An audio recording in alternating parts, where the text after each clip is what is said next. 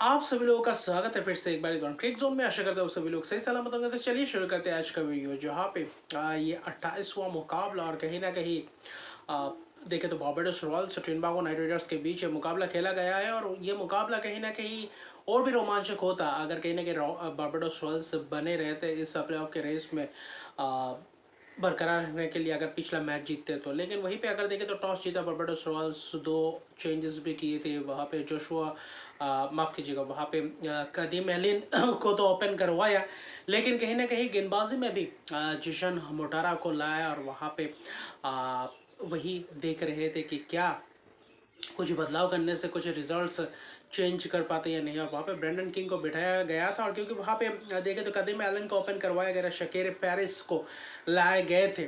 और वही दूसरी तरफ से सौरभ नेत्रवालकर पहला मुकाबला खेलते हुए नजर आए ट्रिनिडाद नाइट राइडर्स के लिए। वहाँ पे जोशुआ डा सिल्वा जो बैठे रहे थे पूरे सीजन, उनको मौका मिला आखिर में जाकर।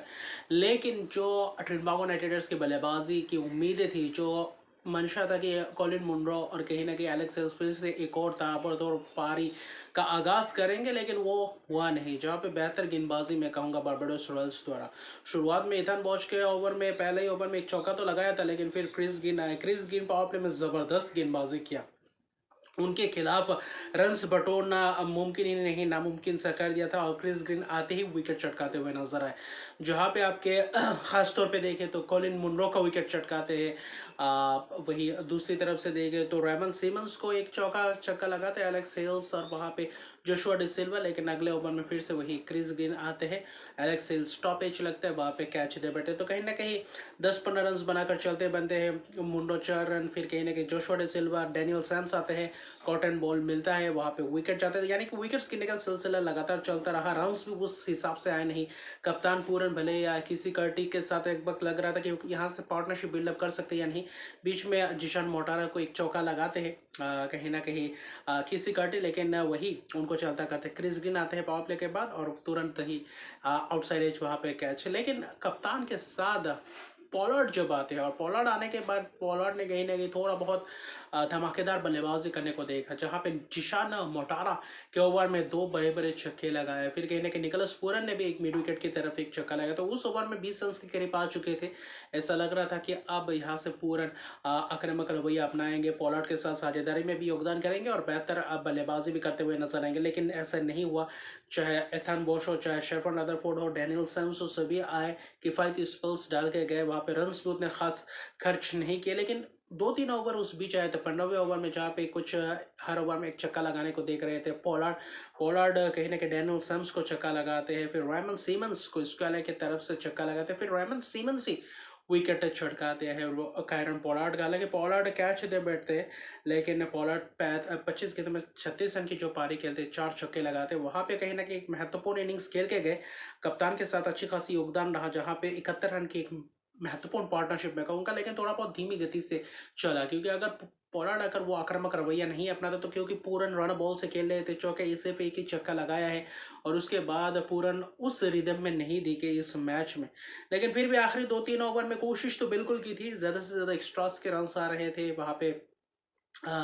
बल्लेबाज भी खासतौर पे विकेट्स अपना गंवाते चले जा रहे थे, और सुनील नारायण है वहाँ पे, रेमन सिमंस फुलर गेंद वहाँ पे फुल टॉस गेंद को मिस किया, बोल्ड हुआ।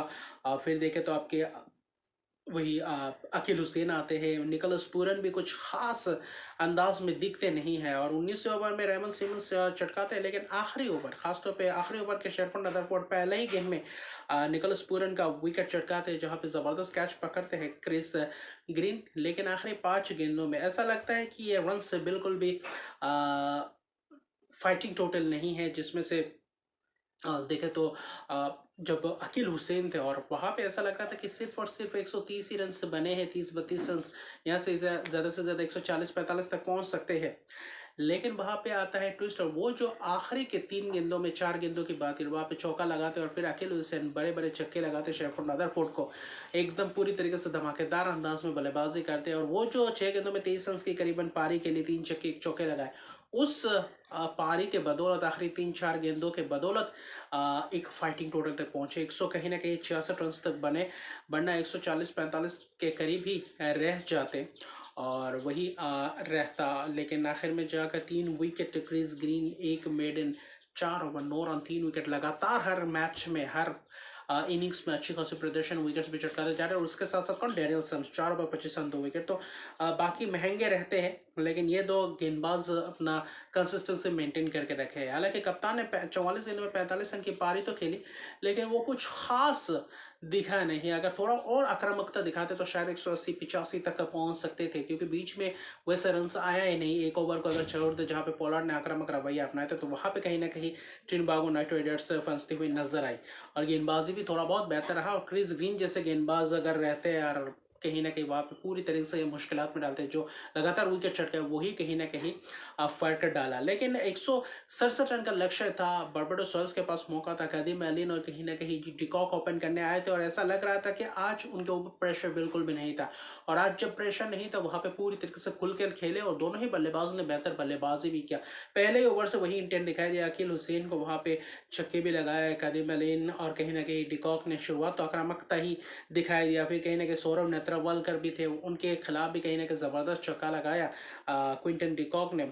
तो वैसा ही रहा, क्विंटन डिकॉक बेहतर गेंद बल्लेबाजी कर रहे थे।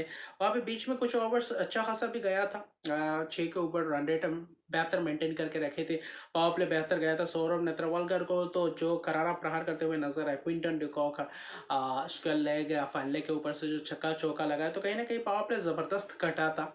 उसके बाद भी बेहतर दिखा। कदीम एलिन ने भी उस्मान तारिक को ज़बरदस्त छक्का लगाया। अकील हुसैन के ओवर में भी कहीं ना कहीं वही प्रहार करते हुए नजर आए। तो अब डिकॉक ने भी अपना वो जो सीजन में, पूरे सीजन में जो प्रदर्शन करना था वो नहीं कर पाया, लेकिन इस मैच में उस टच में दिखाई दिया। और कदीम एलिन भी एक अच्छा खासा आक्रामक रवैया अपनाते हुए दिखाई दे, जो एक अच्छा खासा टॉप ऑर्डर बल्लेबाज है, जो बेहतर बल्लेबाजी करते हुए नजर आते हैं। तो ये कहीं ना कहीं अच्छा खासा था। दोनों के बीच अच्छा खासा पार्टनरशिप हो चुका था। दोनों के बीच कहीं ना कहीं तेजी से रन भी बटोरे, 87 रन की पार्टनरशिप। और आखिर में कदीम एलिन अपना विकेट दे बैठे। कौन, वहाँ पे अखिल हुसैन कैच पकड़ते, वहाँ पे एक कैच भी छूटा था, और कदीम एलिन के एंड्रो रसल ज़बरदस्त कैच पकड़ते हैं, और उनको अखिल हुसैन चटकाते हैं विकेट्स। लेकिन वहाँ पे 1-2 ओवर फिर जहाँ पे आपके क्विंटन डिकॉक के साथ मिलकर बल्लेबाजी कर रहे थे वेंडरसन, वहाँ पे वो जो 2-3 ओवर था, वहाँ पे बहुत ही धीमी गति से चला। ना तो वेंडरसन रन बना रहे थे, ना तो क्विंटन डिकॉक। और वहाँ पे कायरन पोलार्ड, सुनील नारायण बेहतर गेंदबाजी करते हुए दिख रहे थे। उस्मान तारिक वहाँ पे वेंडरसन को विकेट चटकाते हुए नजर आते हैं। तो वही रहा। लेकिन उसके बाद जो रहा, ख़ास तौर पे एक बार ऐसा था कि 8 ओवर में 59 रन चाहिए थे। फिर वो 4 ओवर बेहतर अंदाज में गेंदबाजी किया, और आखिर तक 15वें ओवर तक बेहतर देखा। उस्मान तारिक ने वहाँ पे विकेट्स भी चटकाया। किसका विकेट चटकाया? वेंडरसन का विकेट। फिर किसका विकेट चटकाया? वहाँ पे क्विंटन डिकॉक का विकेट। क्विंटन डिकॉक भी शॉट मारने गए थे, टॉप एज लगा। क्या चला कि क्विंटन डिकॉक ने अर्धशतकीय पारी के लिए, और महत्वपूर्ण याद अर्धशतकीय पारी, 35 गेंद में 55 रन की पारी, और आज दिखाया क्विंटन डिकॉक के उस स्टैंडर्ड के हिसाब से बल्लेबाजी करते हुए। लेकिन शेफर्ड रदरफोर्ड और रॉबिन पॉवेल कप्तान थे, और आखिरी 4 ओवर में करीबन देखे तो 43 रन के करीब चाहे तो। और जो एंड्रो रसल को प्रहार किया रॉबिन पॉवेल ने, वो कहीं ना कहीं करारा प्रहार। वहाँ पे जो 2 छक्के, 2 एक चौके और 2 छक्के लगाए, उसी ने मैच में वापसी करवाया। फिर 3 ओवर में लगते थे 27 रन। सौरभ नेत्रवालकर 18वां ओवर बेहतरीन गेंदबाजी किया। 2 ओवर में करीबन चाहिए था आपके 21 रन, और पोलार्ड आते 19 ओवर करने, और वहाँ पे शेफर्ड रदरफोर्ड कहीं ना कहीं कोई कसर नहीं छोड़ते। वहाँ पे एक छक्का लगाते हैं, पहला रॉबिन पॉवेल कप्तान, और उसके बाद जो शेफर्ड रदरफोर्ड के खिलाफ किया था अकील हुसैन ने 20वें ओवर में, आखिरी के तीनों लगातार छक्के। और वही शेफर्ड रदरफोर्ड ने पोलार्ड के खिलाफ किया, तो वही इसी मैच में बदला ले लिया, और आखिर में 3 ज़बरदस्त छक्के लगाए, और छक्के लगाकर मैच को ही जीता। और 19वें ओवर में जाकर ये चेज कर गई, और 7 विकेट की एक ज़बरदस्त जीत। कहीं ना कहीं 190 रन से भी बनते तो शायद वहाँ पे मुकाबला होता। और कहीं ना कहीं बीच के ओवर में भले ही पोलार्ड और पूरन पार्टनरशिप लगे, लेकिन बीच में थोड़ा बहुत धीमा हो गए थे, और पूरन थोड़ा बहुत आक्रामकता दिखाते तो और भी रन बनते, लेकिन वहाँ पे वो फिनिश नहीं कर पाया। अकील हुसैन वो अगर आखिरी ओवर में 3 छक्के चौके नहीं लगाते, तो वहाँ पे भी वो रन्स, ये भी बहुत पहले मैच ख़त्म हो चुका होता। शेफर्ड रदरफोर्ड 32 रन बनाते, वही जो आखिरी के 3 गेंदों में 3 छक्के लगाते, जिसके कारण अच्छा खासा रहा। वरना शेफर्ड रदरफोर्ड भी बहुत ही धीमी गति से बल्लेबाजी कर रहे थे, रॉबिन पॉवेल 11 गेंदों में जो 27 रन, वो जो कप्तानी पा रही, उस कप्तान ने ही मैच को फिर से वापसी करवाया बारबाडोस रॉयल्स को, और आखिर में 7 विकेट की एक ज़बरदस्त जीत। हालांकि Usman Tariq 4 over 23 run 2 wicket, बाकी गेंदबाजी में वो धार दिखाई नहीं दिया, वो विकेट चटकाने लायक दिखाई नहीं, बीच में कहीं ना कहीं किफ़ायती स्पेल्स कहते हुए दिखाई दिए, लेकिन विकेट्स अगर चटका नहीं पाते तो कहीं ना कहीं आप T20 फॉर्मेट में बच नहीं सकते, और वही हुआ। हालांकि ट्रिनिडाद नाइट राइडर्स का देखें तो लीग मैच ख़त्म हो चुका होता है। अभी आज एक और मुकाबला है 8:30 बजे भारतीय समय के अनुसार शाम को, वो होगा गयाना अमेजन वॉरियर्स और सैन लुसिया किंग्स। और गयाना अमेजन वॉरियर्स के लिए बस जीत ज़रूरी है, और उसके बाद आप सीधे क्वालिफाई कर जाएंगे प्ले ऑफ में प्रवेश करने के लिए। और अगर सैन लुसिया किंग्स जीतती है तो कहीं ना कहीं Saint Kitts and Nevis Patriots, तो Saint Kitts and Nevis Patriots निगाहें गड़ा कर देखेंगे कि गयाना अमेजन वॉरियर्स अगला 2 मैच क्या करते हैं, खासतौर पे आज के मैच। और दोनों ही मैच हारना पड़ेगा गयाना अमेजन वॉरियर्स का अगर Saint Kitts and Nevis Patriots को क्वालिफाई करना है, और एक जीत गयाना अमेजन वॉरियर्स के लिए प्ले ऑफ का टिकट पूरी तरीके से पक्का हो जाएगा। तो अभी के लिए इतना रखा, तक मेरे चैनल को सब्सक्राइब नहीं करते, मेरे चैनल को सब्सक्राइब कर दीजिए, लाइक कमेंट जरूर कीजिए। तब तक के लिए गुड बाय।